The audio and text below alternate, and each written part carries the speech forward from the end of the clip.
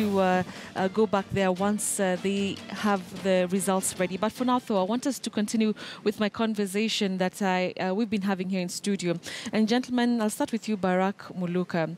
You raised a very fundamental point that as long as some tribes, some segments in society feel like they are disenfranchised, then we're not really addressing the issues. As long as we don't see and understand what is in the TJRC report, we do not know, we probably do not know where we would go after this. We do not have the solution in our hands. So what then do you think is a solution to all this?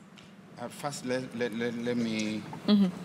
Let me finish where I was. All right. Thank you. I think it's good that way. Let me say this. Resistance and revolution did not guarantee success in the case of Egypt. The kind of a nation that we need to have, Betty, is the nation that happens behind the screens. A nation where, when you find Uhuru Kenyatta speaking to Raila Odinga, they are buddies to the core, actually relatives. When you find all these other leaders speaking to each other, they are friends, they are buddies. They mean so much, they have history that they deal with. The people who are fighting are their own. Look at even a very practical situation. It's known by many in the country. It's bad to have a situation of sick people in the family and not having a national policy that supports this in terms of insurance. In the very recent time when Mheshimiwa Kalonzo, my good friend and our friend of the president, had a sick patient at home, he approached the presidency, and the presidency is Uhuru and Ruto, and they supported him with 10 million Kenya shillings to pay off a hospital bill. But do Kenyans really look at that kind of a relationship? These guys are buddies out there. They do things out there. But the people who are fighting are our own. We don't, and this is where we are talking about values and the truth to be spoken to our own people. And it starts with us here as leaders, so that when we come here, we don't represent any position in the country, because the country is looking to hear what is best for them, what is going to change this country and move this country to the next level. Right. This is what we should really be preaching, so that our country can move to the next level. It's simple and clear. Kenyans don't want confusion. They just want the truth. We have gone through an election. The election is a process that the court foresaw, and it is the process that has taken place. Where it is not clear, the process is clear on what needs to be done. And that is the direction we need to follow as a nation for us to progress. Okay. Barak, let me give you the chance to say something. Okay, thank you very much. First, I think historians will have an opportunity to examine the process that we are going through now, and they will decide whether it qualifies to be called an election or not, whether it can pass the litmus test of a democratic exercise that can give us a valid outcome that we can then recognize. I'm thinking of a situation where we have got people being flushed out of their houses, as we have heard, and being slashed in Siaya, in Homa Bay. We have seen that some of these things happened here in Kawangware today. They happened in Mathare and in a number of other places. Whether we can look at a situation where you keep on receiving messages that are telling you, if you are trying to go to Nakuru, avoid such and such a place, because people are being removed from buses and they are being asked to produce their identity cards. Whether pouring battalions of the police into whole towns to guarantee what you are calling an election, whether that passes muster. In fact, when you look at our Constitution, the Constitution contemplates a situation where the election can be suspended indefinitely in situations of emergencies. They say when Kenya is at war or when there's a state of emergency, then we may not have elections, of course, with the authority of Parliament. But now look at this context where you are creating an emergency in Migori so that people can then vote. does it not even contradict the Constitution itself? So I'm not so sure that the things we are talking about, and we are saying that they can now rest, we can now move on. How are you going to move on when a number of communities, regardless of how many they may be, are questioning the legitimacy of the process that you have gone through? And remember, we are talking about something that we call nationhood and nation building. And nation building, I keep saying, is not about construction of railway lines or roads or buildings and other structures. Nation building is taking people from different communities and bringing them together because they are different nations, and finding the social, legal, and political glue that can make them agglutinated and start feeling that we are one nation. Right. We have got to address that. I agree with those who have said, let us have a dialogue, tushauriane. But tushauriane juu ya nini? We must be able to agree that these are the problems that we need to address. And at the heart of the Kenyan problem is something called hegemony. Hegemony, where a community or a number of communities believe that this country and this space is yours from Agu and Agu for you and your children to dominate and rule over tene na tene. Right. So we must agree that it cannot be like that. And if we agree that that is the problem, we will then deconstruct that problem and find what the meta problems within that problem are and address them. All right. Professor, we're about to wrap up, and I want us to really continue from where Barack Muluka has left. We've talked about dialogue, that, you know, maybe the two leaders should come together and dialogue. But what exactly are they talking about? What end result are we looking at? Because there has to be an end game, really, just like he mentioned.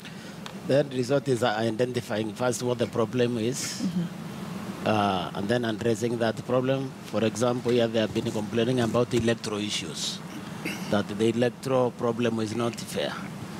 Identify that, deal with that. If it is about historical injustice Muluka was talking about, agree there has been, open that report, deal with it. So these are some of the things that can be discussed to bring us together. But having said that, let me say this. We are actually not as bad as we think. But you said that we are bad. No. I just want to say that we are not actually as bad as we think, because the problem we're having is an elite problem. It's not a societal problem generically. Because normally we live together very nicely. When there is calamities, we suffer together until the election comes around, and then the politicians begin to divide us in order to guarantee power to them, to the politicians. So if you look, we just did some research on trust, whether we trust one another. And we trust one another highly. When you are going to look for an apartment in Nairobi, you don't first ask who else lives here in order for you to rent it. When it's available, you just rent it because you trust the other Kenyans. So our problem is a elite problem. The other problem is escapism, which Muluka was talking about. We don't want to look at these problems. If he's talking about the hegemonic problem, we put it on the table. And then we decide how do we solve it. So we need to confront our fears, okay? Because we seem to have a lot of them. All right. We don't want to confront them, but we must confront them because we need to move this society forward. But also we need to work on the basis that we really don't have hatred for one another. Because we live together very nicely until the election comes around. All right. In this regard, I beg to disagree with Professor Betty. Oh, really? I think the problems we have are deep. You just need to talk to people from the different divides. Of course, excusing him where he comes from. You know, I talk to a number of my friends. What do you mean excusing him? His country. You know, let's be honest. You know, this is what we're talking about. And I think Daktari was saying, even on this table, let's be truthful. But that's exactly what we've been trying to do. Right. So the point is, there's a problem. half the country is polarized. Half is this side, the other half is the other side. And both are bleeding. I think we need to address that problem. So the problem is there. The ethnic problem, the historical injustices are there. It needs to be addressed. In fact, the fourth point I wanted to raise before I passed on the baton was that the historical injustices, the Agenda 4 in the Kriegler report, that has never been addressed. And this is why I'm normally not quick to talk about positions. Because people tend to get positions, then they forget the things that are most important. Agenda 4 was so important, but it was swept under the carpet. I do know in this regard, there are people who don't want to even hear the word truth, justice, and reconciliation. Yes, yes. And to an extent, I may say, okay, let's do these things in phases. If you started talking about truth, justice now, I'm not too sure how productive it would be. But let's start talking about the historical injustices, which I don't think people who are being honest with themselves. If we espouse value systems, we would agree there are problems. And the other point that my colleagues were talking about of addressing the electoral systems, again, this is where we get it wrong in my view. For us, the electoral system is only presidential. How about the other elections? There are people who are sworn in as MPs, senators, governors, and so on. Were they properly elected? Were they elected in free, fair, credible elections? And by the way, I could begin with even asking, a situation where 30% of eligible Kenyans are left out, half of them 3 million diaspora, the other half Kenyans who are denied IDs and could therefore not vote. Can that election be free and fair? How about the shambolic party nominations? So if I agree, let's clean up electoral system, but let's not be selective. And cosmetic. Yes, thank you. Final thoughts, Dr. Kalua? I think it is becoming very clear that we need to unify the country. And I agree with Barak and my team that discussion is obvious. Dialogue is a must. This is coming out. And I'm glad that both parties are agreeing. Only about the timing, the fact that a dialogue is important is not in context. Is not in context. So we need to follow that route and agree to it in the best way possible. We need to agree as leaders. Take this discussion to there are so many internal pains that we do have. And the healing process is so deep and lengthy. We must be truthful. We must sit at times and just say to each other, guys, let's stop this. I believe we've been playing game. As we sit here, there are people actually who wake up and plan evil against the other so that they can succeed politically and give it a longer mileage. This is what I am saying we need to stop and start discussing issues and take them to a next level. Our personal issues and our when you're a politician, your life is like a book.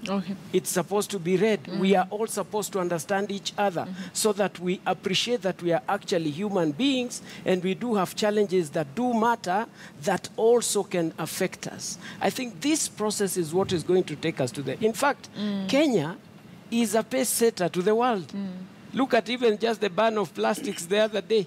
Something that the world is amazed, how can this happen? And I think even historians, as Barak said, they will also still have a challenge to position this because it is totally unprecedented. Repeat of an election, all this other else. I think we just the presentation of democratization that has grown to this level. We should appreciate this and take it as a positive thing and then start moving now without hatred. Listen to the Kamba if they say they love Mheshimiwa Kalonzo. Listen what they are saying and let them know the truth. Listen to the Luo community. They say they love the president, the current leader of opposition and much more. Listen to what they are saying and also the nation, not just the community. Listen to the community of the Kikuyu. What are they saying? Put this all together in a round table. Appreciate that we are one Kenya. People who must take this Kenya to the next level. It is an opportunity now for the next leaders who want to be president. It is a golden opportunity for Mheshimiwa Ruto to start presenting what he can do. A good one for the other one who wants to be president. They have a level ground that they can start working all this. Let's put all this else behind, truthfully, and then move ourselves to the next level without hatred, without what can take us behind. All right. Barack Muluka, your final thoughts? Yes, you know, truth, justice, and reconciliation is itself a very painful process. Mheshimiwa here is aware of that. First, the nation must be psychologically prepared. It must know that there are going to be some very painful things coming up, being unearthed. And there are people who understand some of the things that they have done against other people. And when they think about them, they don't want to confront the issue. First, everybody must accept that they are going to embrace a forgiving heart, and therefore an honest heart, and be able to come and talk about things. The challenges that we have during election times are not the problems. They are symbols of the problems. When you have a headache, it may be easy for someone to tell you, take a painkiller. Yeah. But that is not the problem. The headache is just a symptom of some deep-lying issue, the root of which you must get to. And I want to posit, for lack of anything better that I could offer, that our problem is hegemony, and it's an African problem. And when you have hegemonies, there are people who control political power, they control economic power, they are socially a lot better, they are parts of the country are more developed than others, and they are aware, I'll finish very presently, Yes. They are aware of their relative advantage. They are aware of the relative disadvantage of other people. Now, this gives them fear. They also live as captives of fear. They are afraid that one of these days, the power that has given them this hegemony that they exercise over other people is likely to slip to some other place. And when that happens, they are likely to be subjected to the same kind of treatment that other people have had. There is need for an assurance that we are not going to treat you the way you have treated us. Although I have sometimes also felt that it is possible that those who also want power want it so that we can cause you also to feel the way what you've been feeling. we have been feeling. All right. And we have got to confront these issues squarely, address them, then maybe we will get a good country that we can pass on to our children and grandchildren. Thank you. Wow. Thank you very much, gentlemen, for your time and for your insights. Very interesting and important ones that we've been making and talking about for the last couple of 3 hours. I've been speaking to, right next to me, Barack Muluka, who's the Secretary General of the Amani National Congress. Thank you, Barack, for your time.